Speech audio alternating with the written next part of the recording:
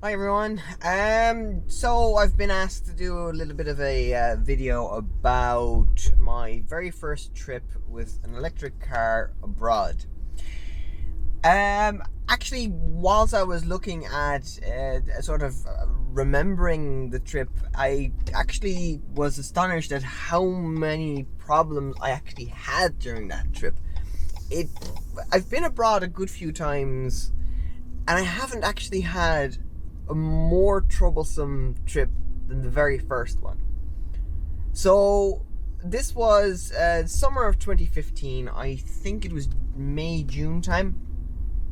And I had my electric car, which was a 22 kilowatt hour Renault Zoe, for probably a little less than a year at that stage. I bought it in, what was it, October 2014, so I had it a little less than a year.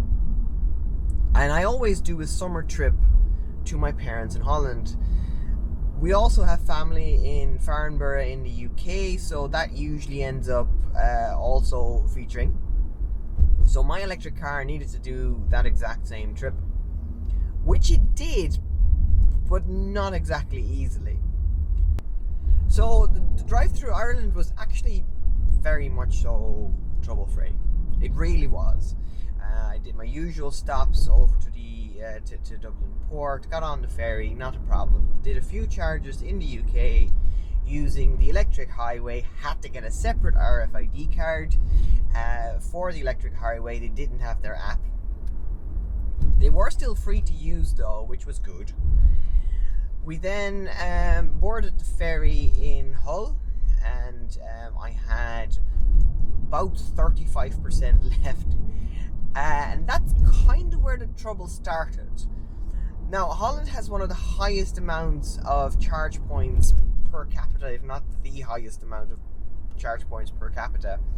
But in 2015, you kind of needed a RFID card to access them. You didn't have an app access. There was no contactless bank card or anything like that. So I had had gotten a new motion card not too long before that, and that didn't work, which by itself is a problem. But my biggest problem was I also didn't buy sat-nav maps. Being from Holland, I naively thought I knew where I was going. I sort of did, but I missed the exit. Once I missed the exit and I didn't really know how to get back or how to actually get to the charge point, I pulled over at the nearest motorway exit and bought the maps, looked online, and found that my backup charge point, the planning that I had done, the backup charge point was only a few kilometers away. I arrived there with 4 kilometers, 4% left, only a few kilometers showing, only to find that my RFID card did not work. Now, this was a new motion charger. The card that I was using was a new motion card, but apparently, because it was a card that was bought abroad, it hadn't been enabled for domestic charging. That's what I was told anyway. Now, highly inconvenient. They were able to actually start the charge remotely by phone, so that was okay. Got out of a jam there. The next charge point, however, also using New Motion, they had checked the card in the meantime, also didn't work. So I got fed up at that stage and started using Fastnet. Now, Fastnet, as some of you might know, is a company that has charging hubs around sort of a good few countries now. Back then they were just in Holland, and they had 35 stations around the country. Now, they had app access, so you could literally just sign up on an app, local Wi-Fi, local network, just no problem, start to charge and you're done. So I used them to get to my parents, which thankfully meant I got there without any further issues. The next leg of the journey was to Ostend in Belgium. Now, Holland, I just followed Fastnet again, because that was the most trouble-free access. In the meantime, my new motion RFID card was fixed and did work. I did use a few of those chargers as well.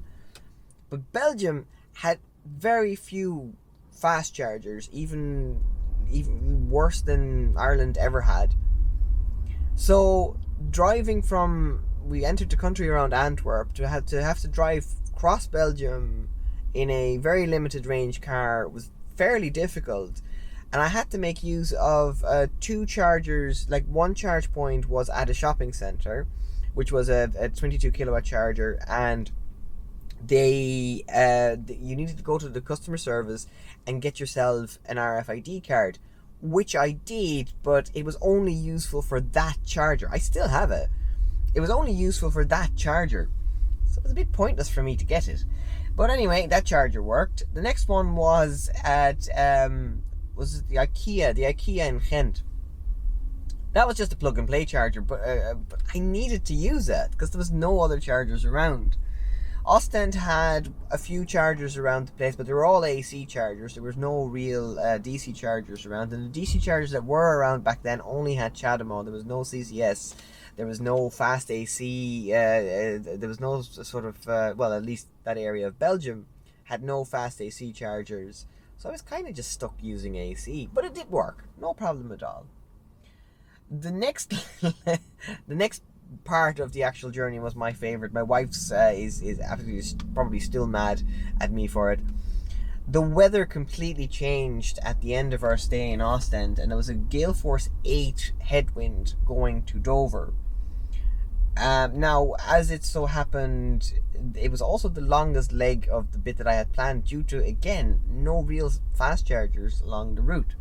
It was 100 kilometers. Now, I could have used an AC charger in France, but I didn't have the RFID card for it, so I have no way of accessing it. So I didn't even attempt to get it. Even back then, I think you couldn't get one of those RFID cards if you didn't have a French address, which is a bit pointless for Ireland. That's thankfully now different. So I charged at the last charger I could find in Belgium, drove on to Dunkirk with a force 8 headwind. My range disappeared like crazy, and I ended up being in the UK, needing to make use of my backup plan. My backup plan kind of also didn't work. So my backup plan was to use a Renault dealer, which turned out not to be a Renault dealer. It was a Nissan dealer, which only had a CHAdeMO DC charger. The next Renault dealer in the town that had a broken charger. I used a public charger in the town centre, and that was also broken. My new motion cart was meant to work on that, didn't work on that. They had a start by phone option, which I tried to use, couldn't use, and so that didn't work. The other charger nearby, according to my sat-nav, I couldn't find. I was driving around this, it looked like a sort of a government building for about 5 minutes. Couldn't find it. No idea where it was. Tried a third charger I tried another charger. No, actually there was a charger in the middle. There was a charger in the middle at a hotel, which turned out to be a charger that needed another RFID card, which they didn't have at the actual hotel reception, and I also didn't have. You had to order it by post. I obviously didn't get that done, so that didn't work. The last charger I tried was at a local sports ground, and finally I was able to charge, but I had to use the remote phone-in service. If that didn't work, I would have been completely stuck. The rest of the journey through the UK was all done using the Ecotricity Electric Highway, which was pretty much trouble-free. I couldn't use any of the sort of local AC points. There weren't too many of those, and I needed RFID cards. I didn't use them, so I just stuck with the electric highway. And I had planned my stays to be pretty close to services, so there was a service station near the family in the UK. There was a service station near the hotel in Weston-super-Mare where we were staying, and it worked pretty well. Now, the way back, at the time, I'm not entirely sure if that has improved in the meantime. I drove back through South Wales, and we took the Pembroke to Rosslare ferry. Now, South Wales has one motorway going through it. That was pretty well serviced with Ecotricity sites. The last one before the ferry was about a 50-kilometer trip off the top of my head. There was no chargers in between, so if that charger had been broken or anything like that, I would have been stuck, but thankfully that worked. charged up enough. I drove really slow through Wales, knowing that there was not going to be any chargers. So I think I set my car in eco mode or limited it to like 80-85 kilometers an hour. So I was driving really economical to make it to the ferry, and I had enough to get to Wexford. There was no AC fast chargers or CCS from Rosslare until you actually got to either Gorey going to Dublin or Waterford going the other direction. So I had to again make use of 22 kilowatt AC chargers, and I got back home. So yeah, it was a long journey with a lot of small niggly issues, and the biggest thing was there were so many different charging networks that they all needed separate RFID cards. I think I ended up over the years with about nearly 10-12 RFID cards for the other trips that I've done, and it just becomes really cumbersome. Now, with regards to planning the route, I use things like PlugShare and ChargeMap. They were just about starting, and they weren't as extensive as they are these days. And a service like A Better Route Planner didn't even exist. And, so I had to do all of my things by hand, and sort of I had an Excel sheet with like all the points, and work out exactly how far it was between the charge points, and make sure you had backups. I usually try to have at least 2 backup plans. It was an adventure. I enjoyed it. My wife a little bit less so, but personally I enjoyed it. So I think I've waffled on for long enough. Thanks for watching, and do enjoy the rest of this webinar, and we'll talk to you guys later.